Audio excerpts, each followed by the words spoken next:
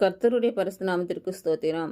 இன்றைய நாளுக்கான தேவவார்த்தை 1 ராஜாக்கள் 8ஆம் அதிகாரம் 57 மற்றும் 58ஆம் வசனங்கள்.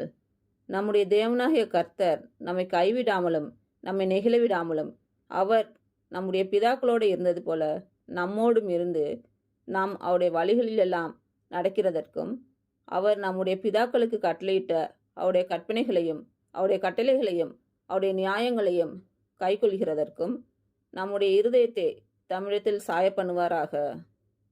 இன்று பிறந்த நாள் மற்றும் திருமண நாள் காணும் அனைவருக்கும் இயேசு கிறிஸ்து நாமத்தினாலே வாழ்த்துக்கள். கர்த்தர் உங்கள் பலவீனங்களை மாற்றி உங்களுக்கு பலத்தை கட்டளையிடுவாராக. கர்த்தர் உங்களையும் உங்கள் பிள்ளைகளையும் உங்கள் பிள்ளைகளின் பிள்ளைகளையும் ஆசீர்வதிப்பாராக. கர்த்தர் உங்களோடு இருந்து உங்கள் பணிகளையும் பயணங்களையும் ஆசீர்வதிப்பாராக. ஆமேன்.